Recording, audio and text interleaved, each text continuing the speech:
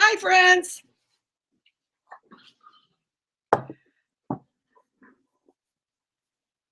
Can you all hear me okay? Can you hear me?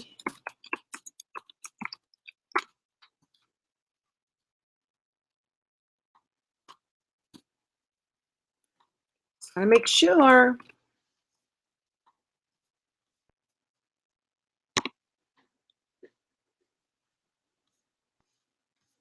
Let me know if you can hear me, okay? Because I want to get started just now. So please let me know if you can hear me.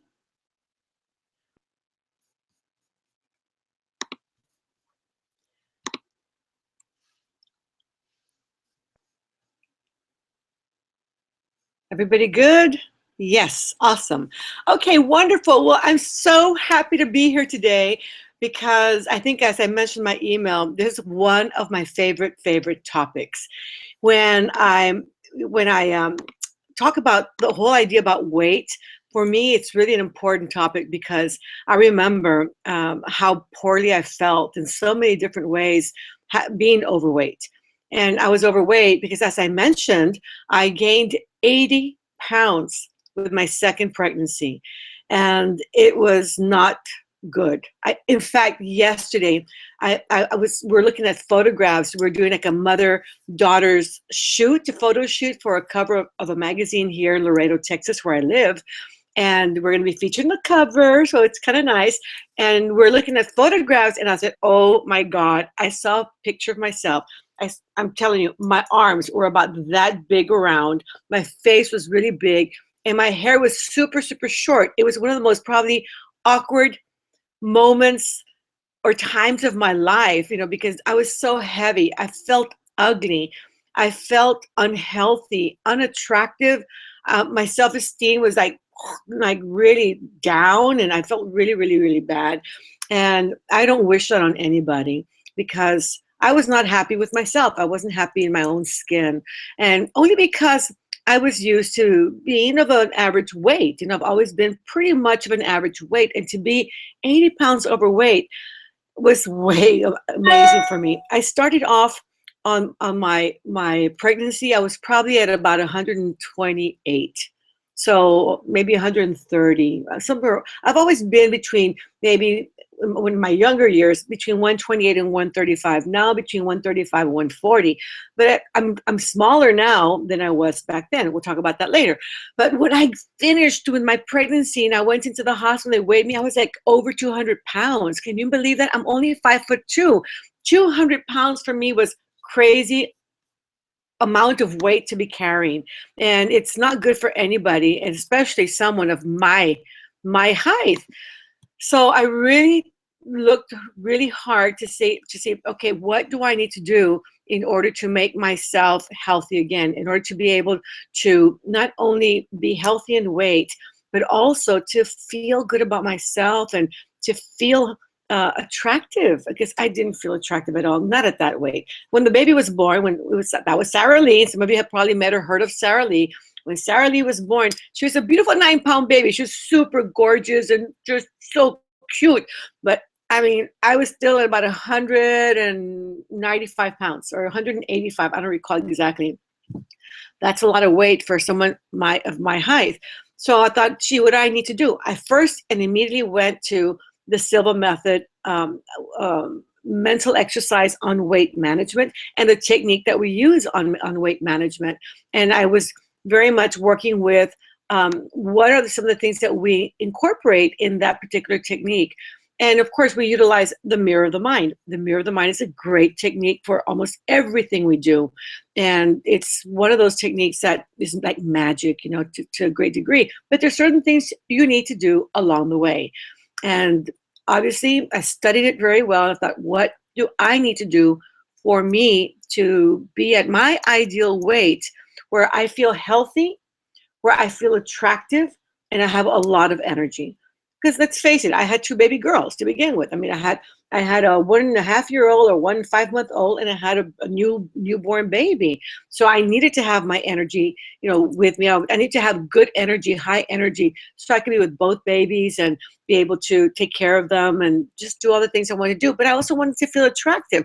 I really wanted to go back to lecturing the Silva method, and I felt so incongruent to being on stage talking about Silva at the weight that I was carrying.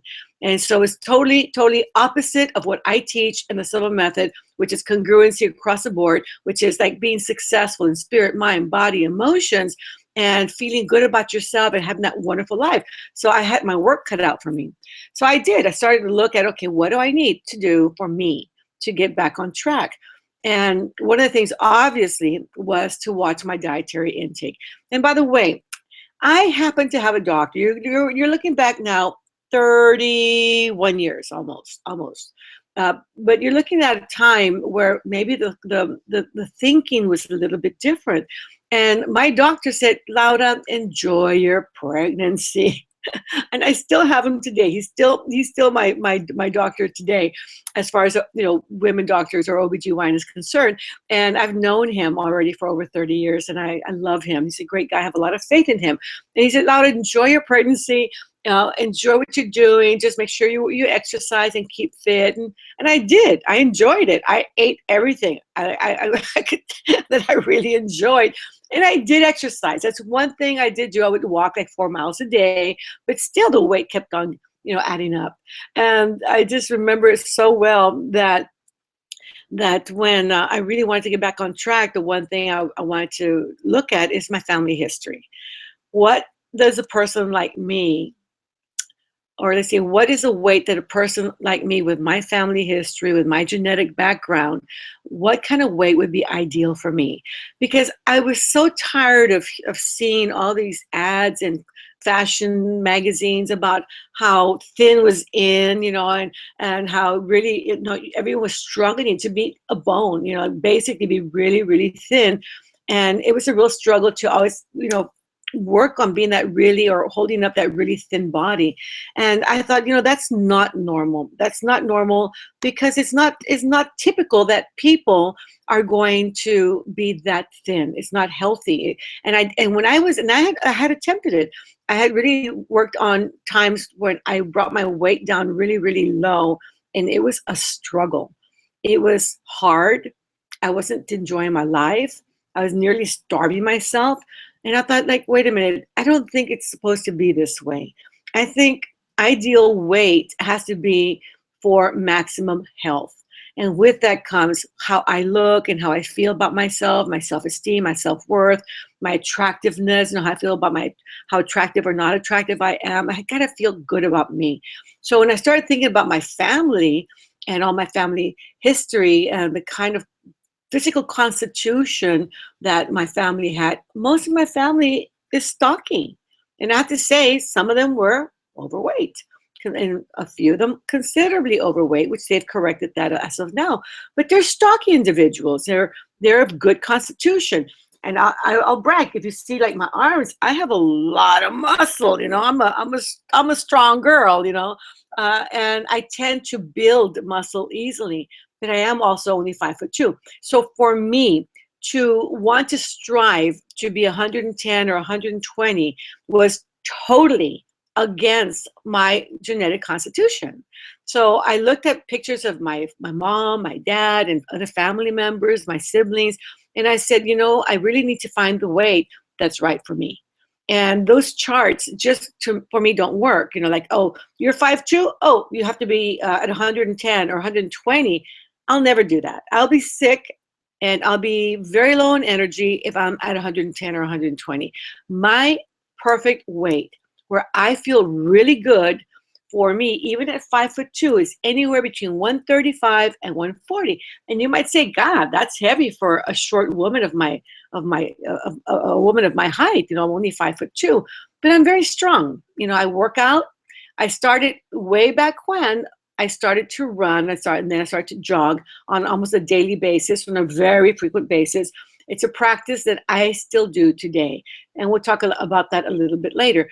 But the point here is that I really discovered what's my ideal weight, depending on my body constitution, so where I can be healthy all the time. And I'm not talking about sometimes, but healthy all the time, where I feel, really attractive, I feel sexy, kind of thing, even at 62. And I have energy to go out jogging and dancing and cooking and gardening and running around my grandchildren now, which, by the way, I don't know if any of you were on when my son came in and said, hey, and he said, hello.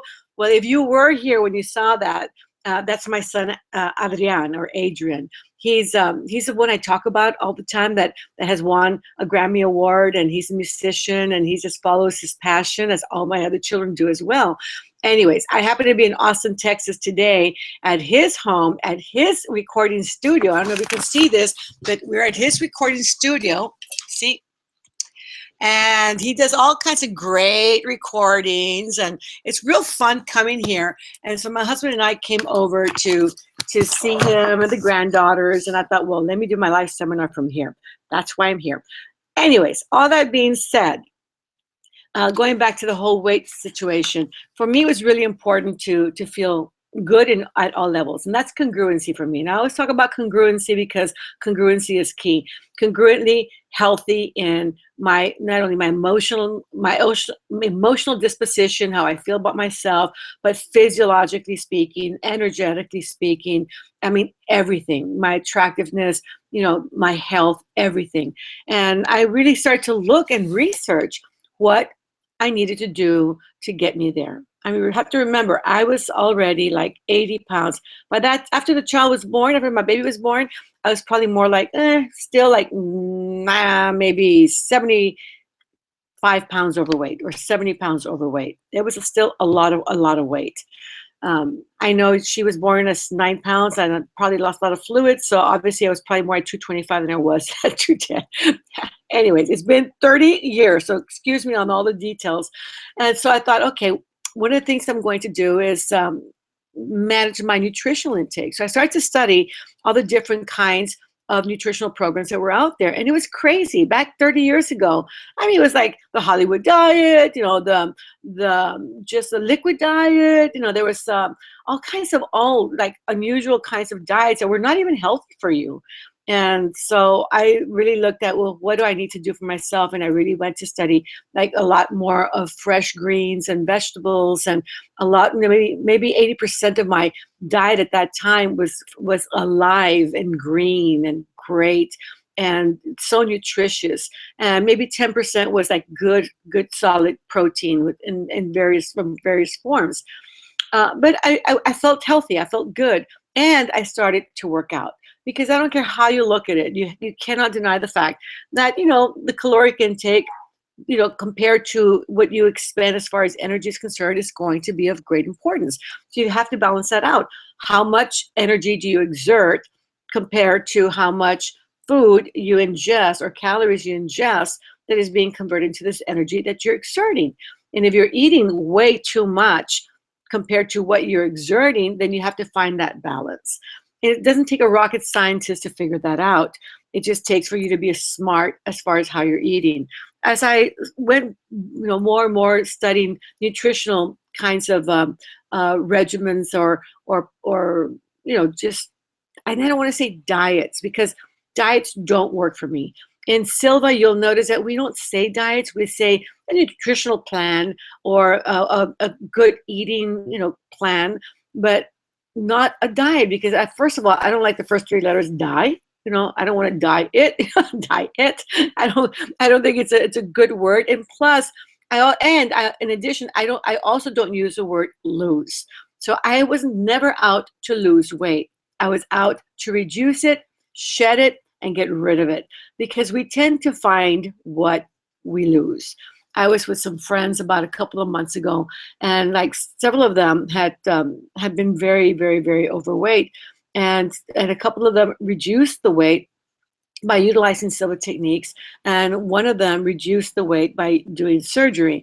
And the ones that reduced the weight and took the time to study the nutritional patterns, study their habits, their eating habits, to study, their emotional patterns as well that led to maybe overeating. Those who really took interest in studying those very, very important elements like your patterns, your habits, your emotions, they did so much better. I mean, they reduced the weight, may have taken them a little bit longer, but it was off for forever. And they have been really on this really good health kick that has progressively gotten better and better. The one who had the surgery wanted the easy way out, and she didn't do anything different other than get the surgery. She didn't work on her emotions. She didn't work to study her patterns, her eating patterns. She didn't work on building up an exercise program of any kind. She didn't do any of that. And when I talk about an exercise program, you don't have to exercise extensively or extremely. It just means move a little bit more. Walk to the post office, box at the end of the block, or just walk around the block once. Stand up a little bit longer. Just little minor things that you can do to help you to reduce that weight. Now, maybe I'm going all over the map right now, but it's really important that you study different nutritional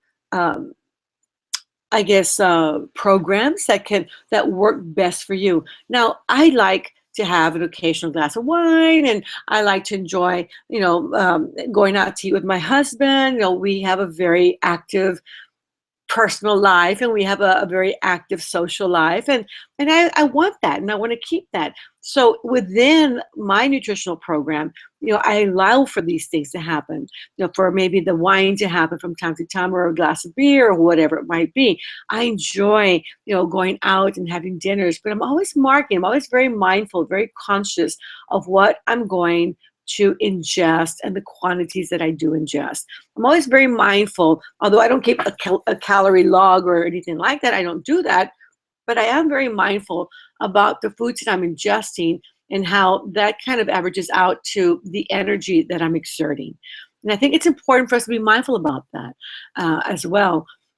My personal diet basically is a lot of greens. I do a lot of greens, a lot of veggies, and some fruit as well. Some of my favorite fruit, like I love watermelons and strawberries, and more than anything else. And I do my green juices in the morning, and I do also enjoy my protein shakes. For me, because I'm not like a huge eater that way in the mornings, more than that, and I do run or jog in the mornings, I need to have a lot of protein. And for me, sometimes having a protein shake with a lot of protein that's already built into it is good for me. So I do my green juice in the morning, and my green juice usually consists of a lot of dark leafy greens like kale and spinach and things of that type. And I put it into a blender, and I put carrots or carrot juice that I have already made some carrot juice, and I put the carrot juice in there.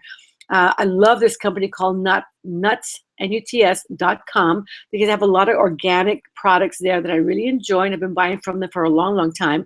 And I use like their acai organic powders, or the spirulina, the bee pollen. I use like a lot of healthy things of that nature. And now they have this great peanut powder where they extract a lot of the fat and the oils from the peanut, and it's super protein rich, delicious, and you can put it into your shakes as well. So anyways, if you go to their website, you'll find an amazing amount or array of things that sound and feel good, and they taste good too. So I make my green juice every morning I also add some strawberries and watermelon, because I love strawberries and watermelon keeps you regular. I want to say that already.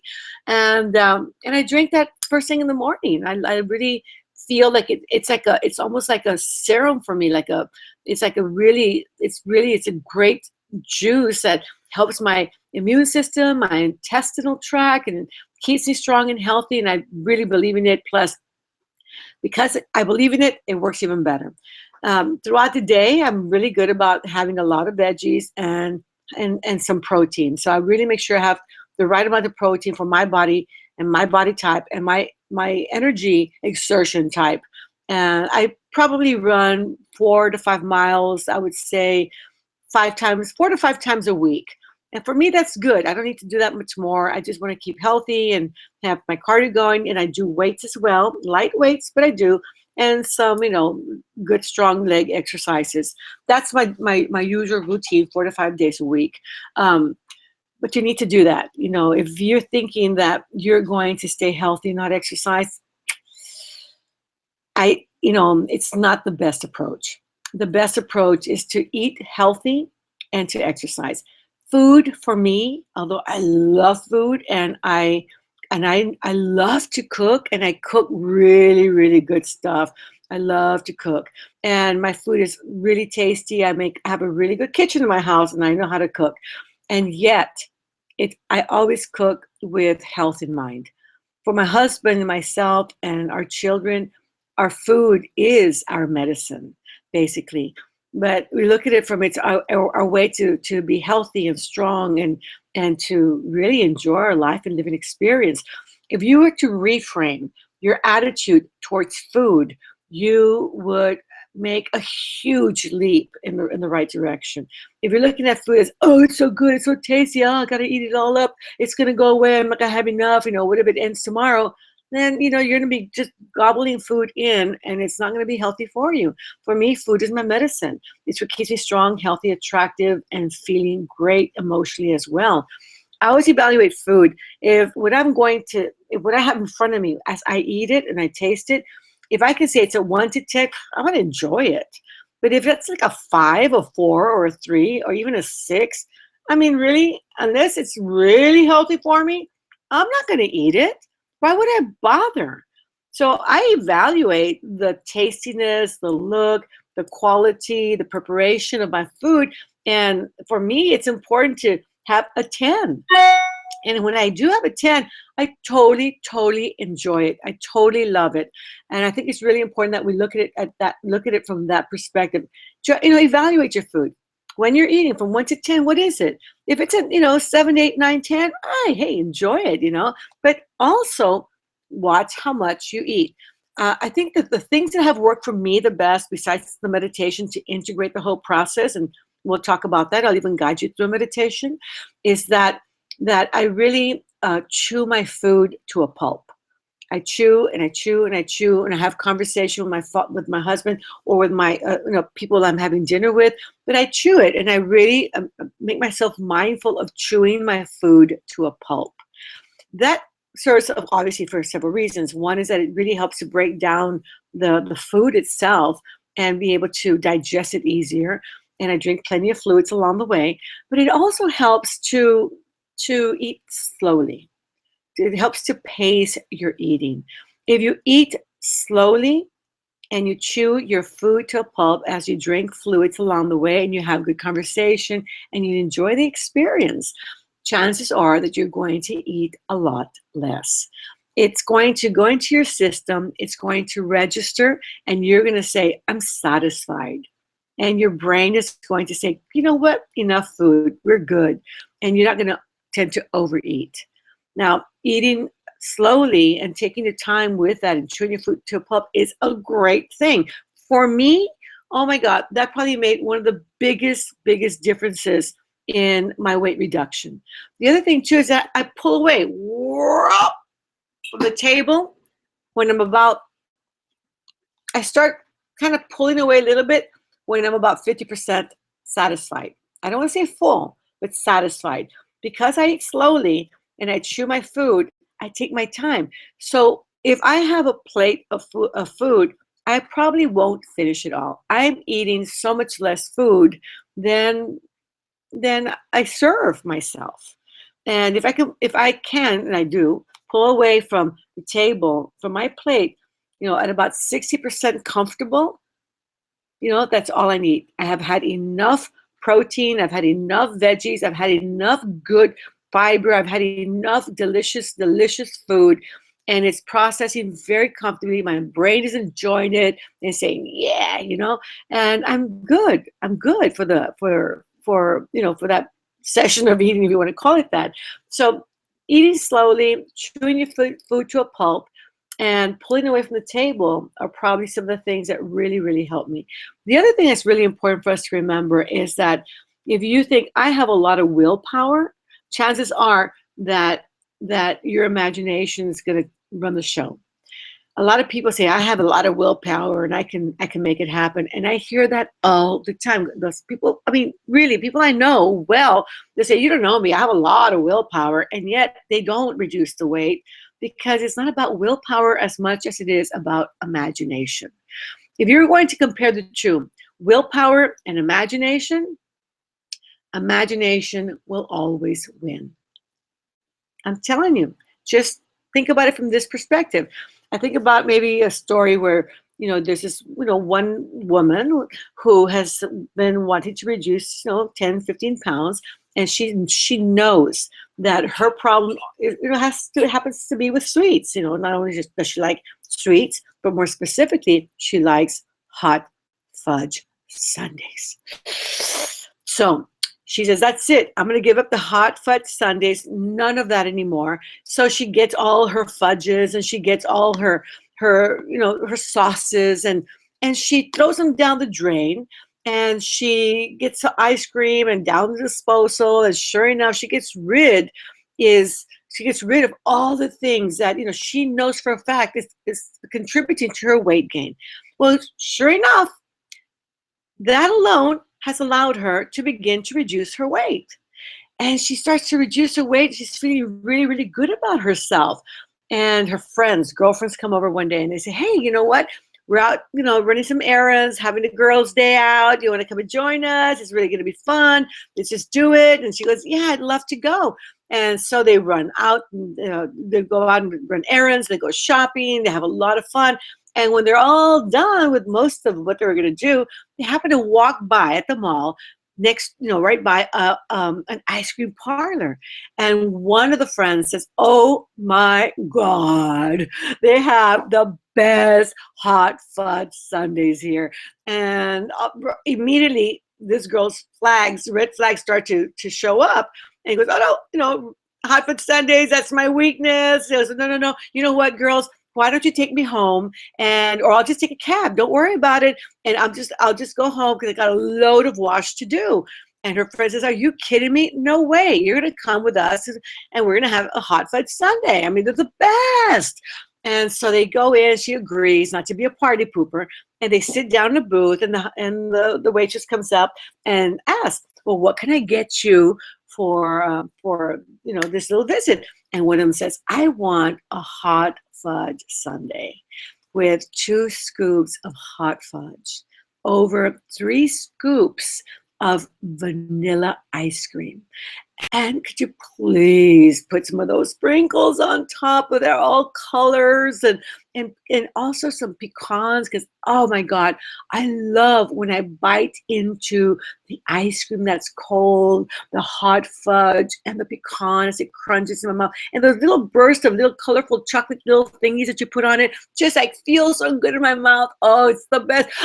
Wait, and also please put a cherry on top, because that cherry, when it just bursts in my mouth, is the most amazing thing, And of course, the waitress writes down everything. She looks at the other friend and asks, what can I get you? She goes, you know what? I love hot fudge sundaes, but I also like that caramel cream.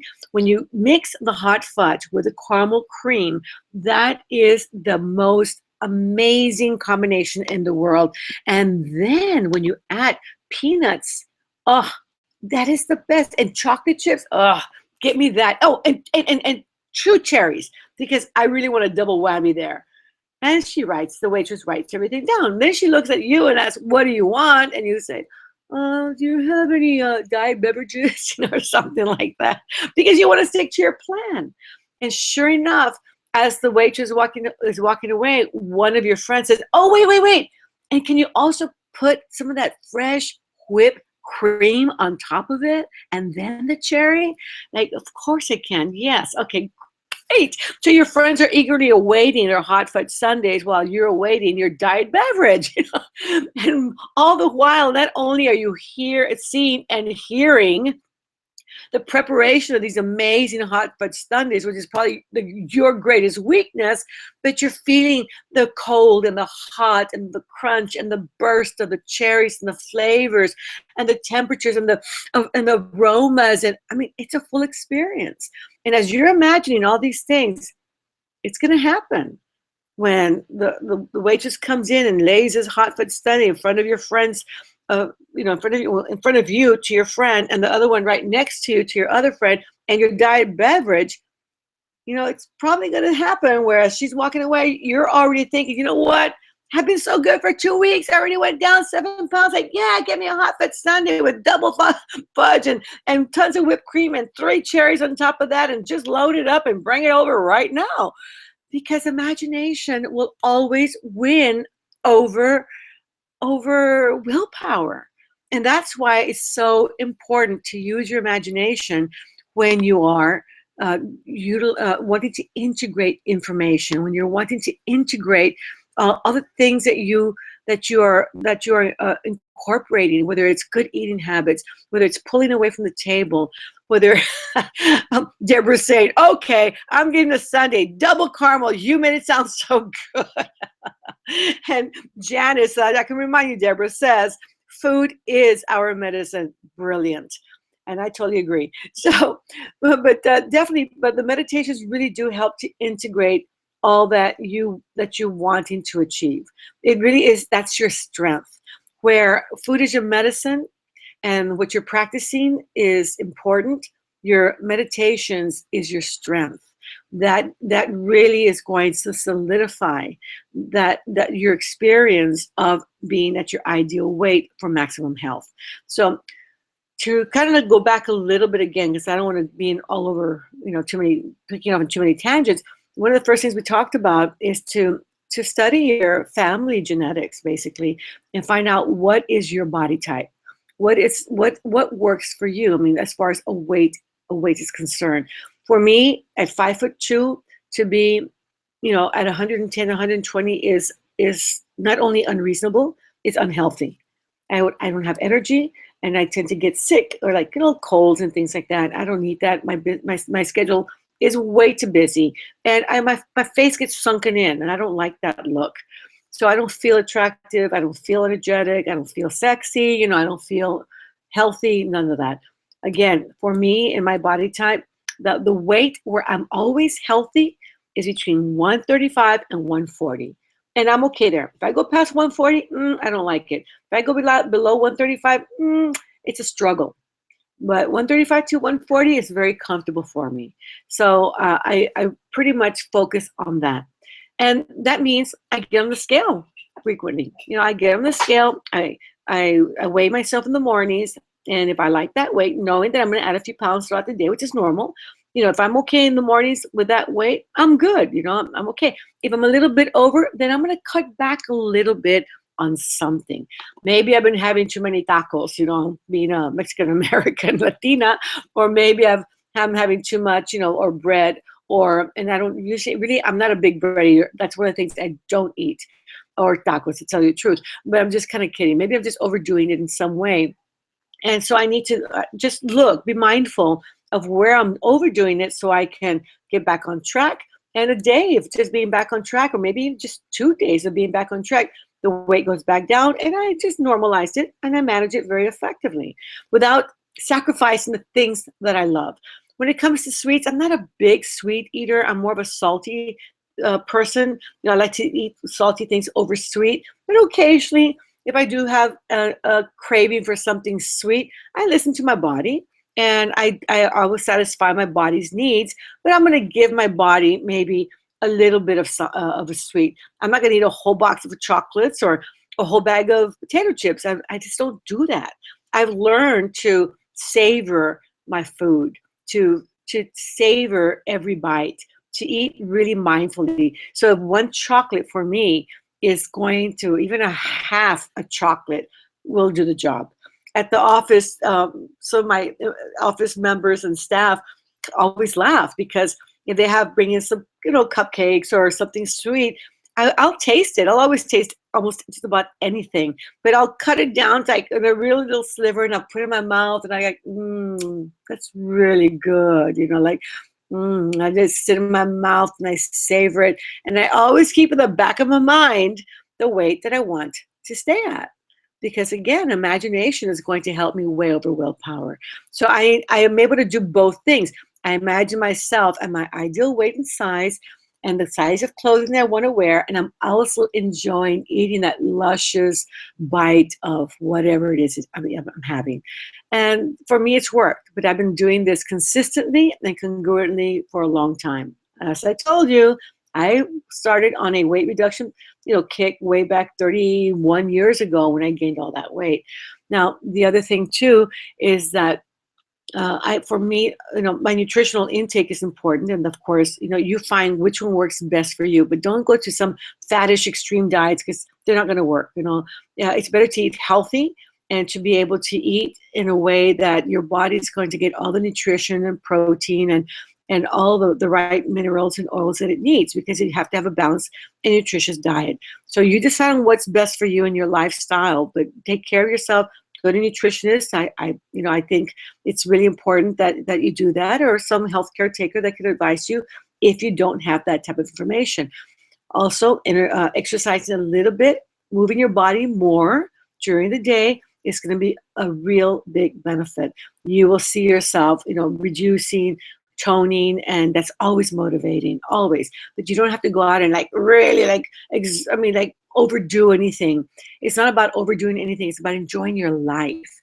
It's about being healthy, and you don't have to go extreme for anything. Just be healthy every day. If you're healthier and healthier every day, that builds up to time. My friend Ken Kosher, which some of you have probably already met, he is our director of instructor training. He has been with the Silva Method for 46 years. He is outstanding instructor. He's in the Connecticut area, or Massachusetts, Massachusetts area, Connecticut. But if you really want to get a big bang for your buck, go to Ken. He is amazing. And he's handsome too. But he told me many, many years ago, there's only one machine that gets better with use, and that's the human body. So I always remembered that, and I was like, that's so true. It not only makes you feel good to exercise and use this wonderful machine that we have, but you look great and you're able to defy time. And with meditation, people won't even know how old you are, really, because it's not going to show. You're just going to be really, really healthy. The other thing that I think is really important is, again, chew to a pulp and be able to pull away from the table and drink plenty of fluids throughout the day as well. Now, I think it's important that you also make a note as to what are when is it that you feel that you are overeating, because it's really important to recognize, if you are a binge eater, or if you overdo it to extremes, it's really important that you monitor that. It's really good to be able to log what you're doing, because I think logging brings to the surface the hidden elements of any pattern, of any habit. And eating can be said, obviously, it's a habit, and you get some great rewards, because not only do you allow yourself to get the rewards of food, but you also kind of get in a real sedative mode, especially if you overeat. And sometimes that type of sedative mode, it allows you to not have to confront or deal with maybe harsh issues you may be going through, emotional issues, struggles, and I think, food is, for some people, their drug, their drug of choice. Some use alcohol, some use drugs, other people use food. And if food is a drug of choice, then we really want to look at it from a deeper perspective. What's going on in your life? Isn't it time to address those things? And if you're not aware of that, then make yourself aware. Write down what's going on in your life that day or during that time that is encouraging you to overeat, because you certainly don't need to overeat. And it's not healthy for you, and you know that. So we go against what we know is good for us, and we need to stick to the point, or stick to things that are good for us, to choose healthier at all times. And it's important for us to notice what is going on inside me that is allowing me to mistreat myself so much. I had a gentleman come to my class years back, and he brought his pet, and he was a big guy, he was a really big guy. He had an adorable little pet, little puppy dog. And I'm telling you, he loved his dog so much that he fed his dog such healthy food. No way was he going to allow his dog to eat anything but healthy food. Yet, he was eating all the worst things. Why do we not love ourselves as much as we sometimes love our pets or other people? And we abuse ourselves. We need to ask that question if that is the case. Getting dry. So ask yourself that question: what is going on in my life if I happen to be an overeater, or I'm abusing food in that way, if I'm stuffing myself to 100% full or more, if I'm eating all the wrong foods, if I'm doing all these things, and on top of that, I have health issues? What is that you don't love about yourself? And what can we do then to change that? So that's really an important factor to look at as well, because it's probably one of the most important factors to look at. Now, the other thing too is that when you have that, when you have a large amount of weight to reduce, you have to be easy on yourself. You don't have to do it so fast. Like me, I didn't do it like overnight. I did take maybe 6 months, which is fast for a weight reduction of about 80 or 75 to 80 pounds, whatever it was. It was fast, but I did a lot of things. I was young. I was able to do it, and it worked. It worked for me. And so it was about just getting back to healthy eating and healthy exercise more than anything else for me. But you don't have to do it overnight. A lot of times I ask people, when you're using especially the mirror of the mind technique, we always talk that the blue frame always has your current reality or problem situation. And then you erase that. You think about, okay, first of all, you think about, what did I do to contribute to this weight? And then once you study it, once you analyze it, and you look at some of the other reasons we talk about, emotional reasons and lifestyle, situations and whatever.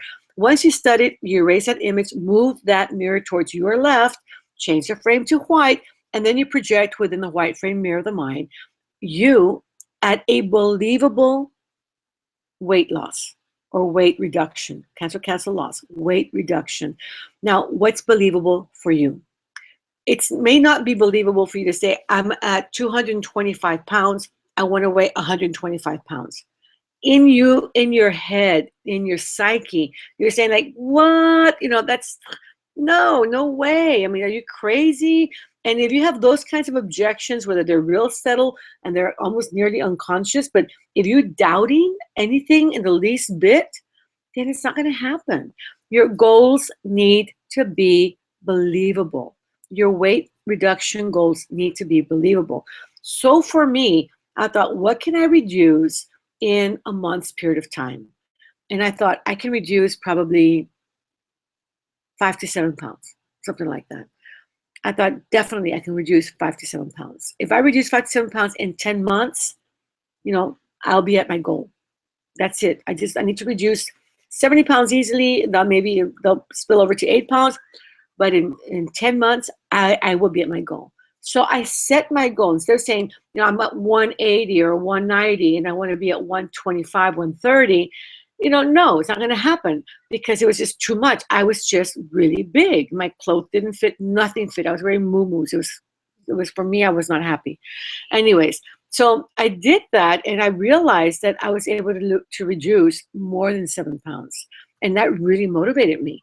And all I did was move more, eat less. And I didn't eat drastically less.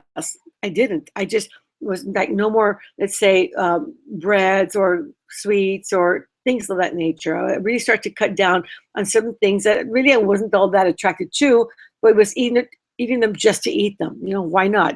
So I eliminate those easy to eliminate things first. And I started to move. I literally started to walk and at a fast pace, because I was already used to walking, and then attempted to do a little bit of jogging. When I was doing my jogging, oh my gosh, I couldn't do but a quarter of a block, maybe. But then that's also a new practice. So little by little, I started to build up, and I started to build up more and more and more. And by the time I knew it, my weight kept going down. I started to feel better about myself. my goals were being met and I was surpassing my goals. And I was now beginning to jog instead of just walking fast. It's more about jogging. And one block became 2, and 2 became 6, and 6 became a mile, and a mile became 3 miles, and 3 miles became 6 miles. And by the time you knew it, within, I would say, 6 months, I was doing marathon runs. My weight was back down to my ideal weight for me. And I felt amazing. I felt amazing. But your goals must be believable, okay? I hope I covered all the things I really wanted to cover with you, because it's really important that, that we realize that it's easy to achieve. Health is easy to achieve. Just remember that. It doesn't take a lot of work to do what is the right thing to do, which is eat nutritiously and eat for your body type and move a little bit more. Move your body, get into a little bit more of an active state. It doesn't take a lot to do that. And when you, like we will do in the mental exercise, when you have a very clear image of what you want to achieve, and think about that right now, then you'll be able to achieve that, and probably better than that. And I think, you're going to be really surprised with what you can achieve for yourself. Here we have Victoria says, I remember when you told the hot fat study scenario on the Civil Life System home study course, and it really hit home. Sweets are not my thing, but the idea that imagination trumps willpower is huge. And I hadn't really thought of that before. Thanks, Victoria, for sharing that. I really appreciate that. You say, I turned in late because I'm at work. You have covered conditions such as hypothyroid. I haven't covered the conditions of hypothyroid in that sense. I have to tell you that my daughter, Iliana, who is a flamenco dancer and is really, really, really active, she's struggling a little bit with that. Well, she's not sure if she is struggling or not. She works out so much. I think for me, if I was to use my intuition on her, because all of her levels are subclinical and everything is fine, and she's strong and healthy, and she's an elite athlete, and she works out a lot. So I think it's just that sometimes she overexhausts herself. So I think she just needs to pay a little more attention to her rest time, her downtime. But the one thing that she did do when she was going through an issue with that, where she was concerned, was that we approached everything. We approached everything from all angles. Drop the alcohol, drop the salts, drop the just go gluten-free completely. Check your lifestyle habits. Sleep more, let your body relax. She did detoxing. She did a mineral check to find out what minerals were missing in her body. We went through everything that was there to make sure that we did everything we could to get us back on track. The one thing you need to always look at is that your body has the ability to produce every single chemical to help you to regain your health. That's within your nature. That's your nature. Your nature is to be healthy. What gets in the way are emotional factors and our lifestyle practices and our habits and patterns that we reinforce throughout our life. Food for us, being Latina, food's a lifestyle. I mean, it's like you go to someone's home and you arrive with food. And if you don't, I mean, there's food laid on the table. And here, eat this and eat that. And here, want some more? Want some more? No, come on, have another serving. And if we're going to be rewarded, we are rewarded with food. As a little girl, we'd go to the dentist. And the dentist, after he worked on us and cleaned our teeth or fixed some cavities, he gave us a lollipop, for heaven's sakes. If you make good grades, you reward it with food. It's like food is everywhere. And it is in many, many cultures. And not only that, but we learn that it sedates us, as I mentioned earlier, and it helps us to not have to face our struggles or our problems or our situations, and because it makes us feel good, we get kind of lazy. I mean, there's a lot of issues around food. A lot of old programs have been reinforced on over and over and over again. All I have to say is that I don't know to what degree your situation with hypothyroidism is concerned, but you need to approach it from all angles, and you need to realize that you have the power to heal yourself. And I know they say, but there's an incurable. You know what? I don't pay attention to any of those things. I don't care what anybody says about it being incurable, because I don't believe in that. If you haven't read the book by Joe Dispenza, You Are the Placebo, The Placebo is You, I recommend you read it, because he's talking about things we've always known, that we have within us the ability to heal ourselves of all and any situations. And when it comes with health, to me, I refuse to be sick. I don't care what any doctor's going to tell me. I absolutely refuse to be ill. And if they give me some kind of diagnosis, it's like I told my daughter, today you have to decide, am I going to live the lifestyle that I love? Or am I going to surrender to this and allow it to run my life? You choose right now, because you can. And when you choose and you're firm on your choices and decisions, you make good on it. So, I think it's really important that we look at it from that way. Alicia is asking about any advice for yo-yo dieters. I think, when you find a nutritional program that is satisfying for you, then you're going to discover that you don't yo-yo as much. I enjoy taking in protein drinks. I think you've heard me before say that I like the Isogenics products. For me, they're very satisfying. They sit really well in my body. I don't get cravings from that, and I think a lot of times the cravings that cause you to do yo-yo dieting. So if you're able to crunch those cravings and you're able to satisfy those cravings, you have a tendency to not yo-yo. If you're able to have a real firm image of what you want to achieve as a weight goal, you're going to find that if you always have that image of you present, of me, let's say if I'm weighing 180 pounds, but I want to be at 175, and I picture myself at 175, then even as you're eating, you picture yourself at 175, you have a tendency to stick to that and to manage your intake a little bit more. So if you connect with your goal, your weight goal, and you do it frequently, as I've taught you to do other things, then you're probably going to be very clear about what you want. When you reframe your belief about food and your attitude about food from, oh, it's so good, so delicious, I can't wait to eat some more of it, to food is my medicine, and it can be good, but it's my medicine. It keeps me strong and healthy. Then I think when you reinforce that new belief, basically, that statement that you say to yourself over and over, then you're going to make food your medicine, and it's going to be your road to longevity and health, and really to thrive in every way. So I think you just need to do the meditation. Let's do it now. You want to? Okay, so I don't have time to read it and explain it, but will you just go along with me during this time? Yeah, okay, and I'll guide you along the way. And if you have any questions, by all means, please ask me, or ask me here, or ask me later, however you want. I'm here for you at all times. So I hope you know that. And another thing too is that you let me know what you want to hear for the next webinar, okay? Because I'm here for you. I can talk about anything you want me to talk about. Victoria says that she's Sicilian, and the food is huge with them too. I read the Joe Dispenza also, and I'll try to apply it to my hypothyroid. Thank you, man. And I think really it's a really important thing to do. Don't accept those diagnoses. I mean, take care of your body, be good to yourself, do the right thing, but also conquer it. Okay, really conquer it. All right, so let's get ready. Let's get really comfortable, find a comfortable position. Get cozied into your chair or wherever you might be. Take a deep breath, and while exhaling, relax your body from head to toes, starting with your head and moving slowly downward, all the way down to your feet.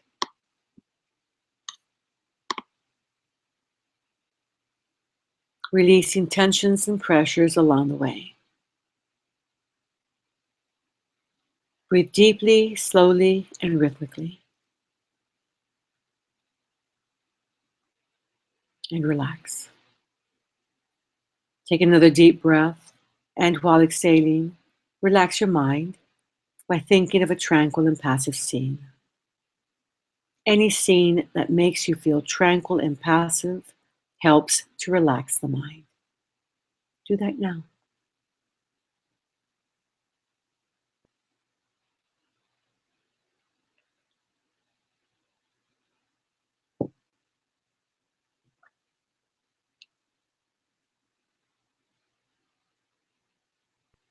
Take another deep breath. Just cozy into this wonderful inner state. To help you enter a deeper, healthier level of mind, I'm going to count from 10 to 1. On each descending number, you will feel yourself going deeper, and you will enter a deeper, healthier level of mind. 10, 9, feel going deeper. 8, 7, 6, deeper and deeper. 5, 4, 3, deeper and deeper. 2, 1. You are now at a deeper, healthier level of mind, deeper than before. The following are beneficial statements that you may repeat mentally after me. As you repeat these statements, imagine them as already actualized or achieved. Every day and in every way, my relationship with food and my body becomes healthier. I eat slowly, chew my food to a pulp, and savor every bite. I am fully satiated at 70% full.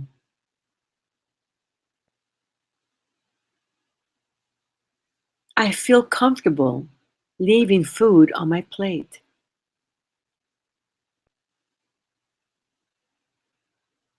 I am ready for positive change. It's freeing to discover my unique nutrition and exercise system for weight reduction.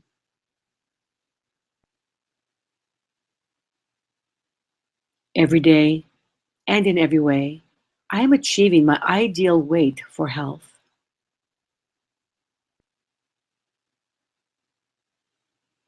It's easy for me to make healthy food choices. My metabolism functions in an optimal manner.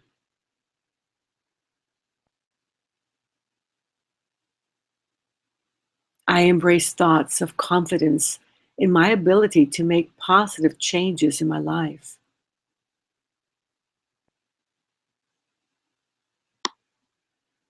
It feels so good to move my body, and I find exercising is energizing.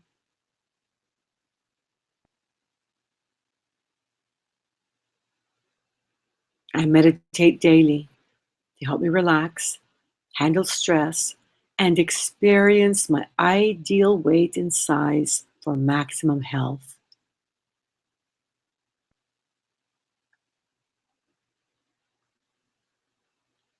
I am a good and lovable person.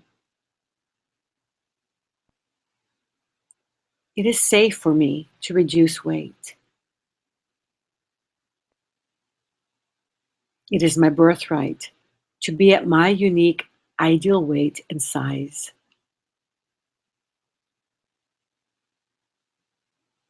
I am a strong presence in the world at my unique ideal weight and size.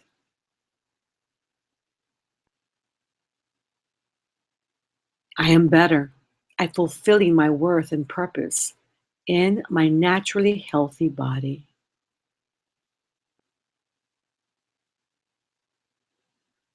I accept and enjoy my sexuality. It's okay to feel sensuous.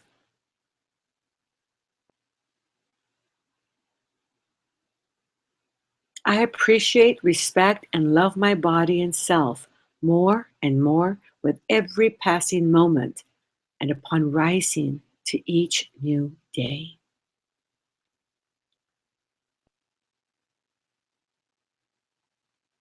We will now impress and program the weight management technique for ideal health, a formula type technique that you can use to manage your weight.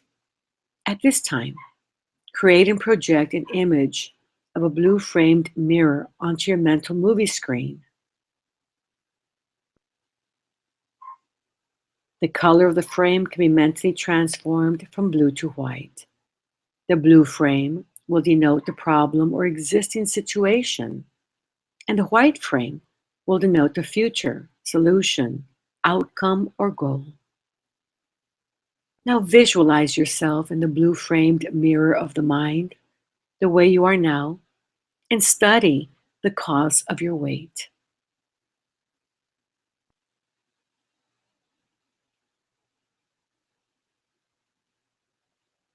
Think of how your weight has impacted your health, joy, and life.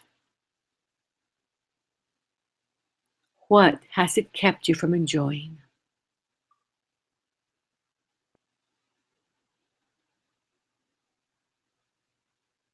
Knowing that you deserve to have it all. Now think of the foods that are contributing to the excess body weight and mark a big red no over each of them. Take your time. You know what those foods are.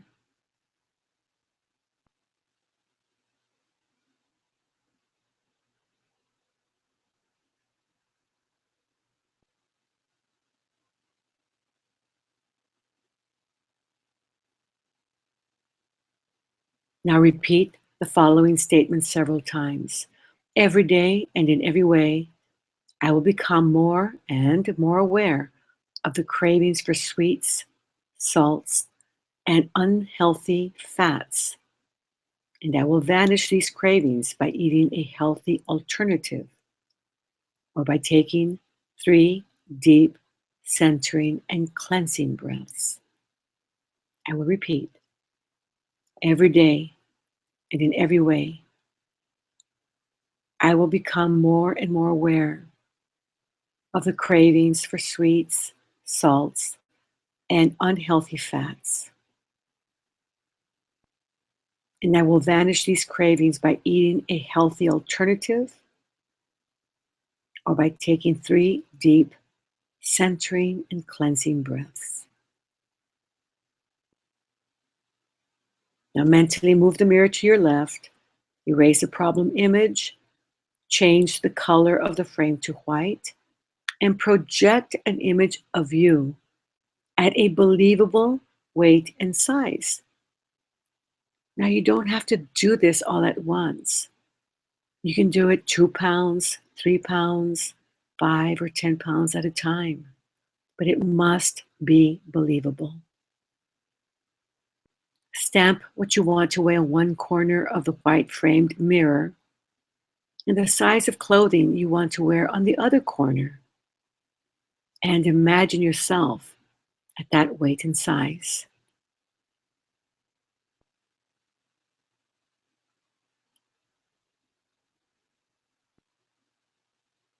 View yourself. View this wonderful image of you at this weight and size. And mentally enhance your desire to achieve that goal, your belief that you can and will do it, and your expectancy of its achievement. Now step into the outcome image and experience it fully and completely with all of your mental senses, as if you have already achieved it. Take your time to experience the benefits that come with this healthier you. What can you do now that you could not do before? What thoughts, beliefs, and behaviors do you now have about you, health, and weight that you did not have before? Notice that you now have a healthy body image and that it matches the image others say they have of you. Imagine that you are eating mindfully, chewing your food slowly to a pulp and savoring every bite.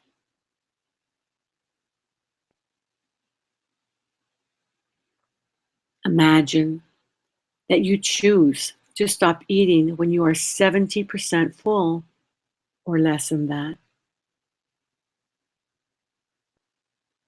Imagine that you feel very comfortable to leave something on your plate, realizing that you do not need to eat all the food you have taken. Imagine enjoying healthy desserts or no desserts at all. Bring to mind all of the wonderful thoughts, feelings, and emotions you are now experiencing at this weight and size.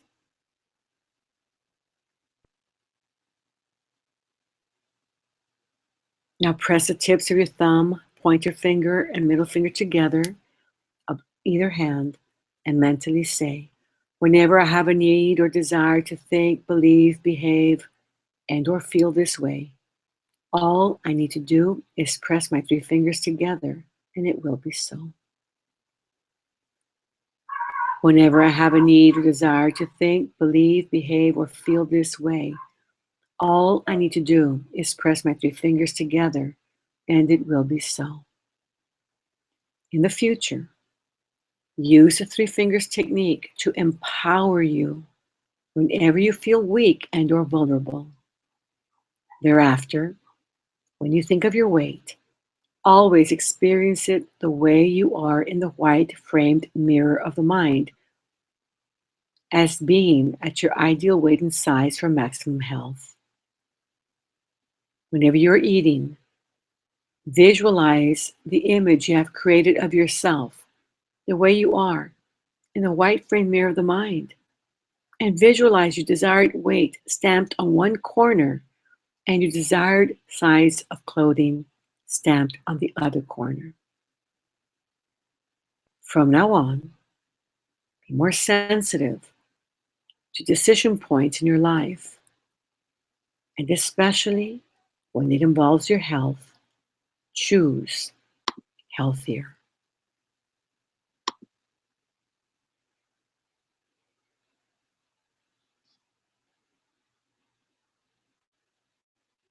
As you feel ready, you may open your eyes, be wide awake, feeling fine and healthy, feeling better and better than before.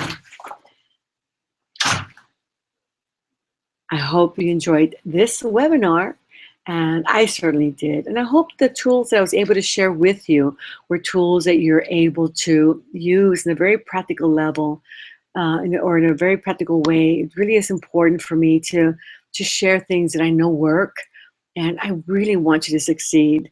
You deserve to have it all. You deserve to have health and feel good about it, to have energy, to be at your ideal weight and size. You deserve to feel sexy and happy and attractive. You deserve to have it all. So make sure you let me know what you want the next webinar to be about, and I will prepare for that, and I will see you in a couple of weeks, okay? So thank you guys for showing up. I really appreciate it. Thank you so much. Have a wonderful, wonderful rest of your evening or day or whatever it is you're doing, wherever you may be. So enjoy. Bye.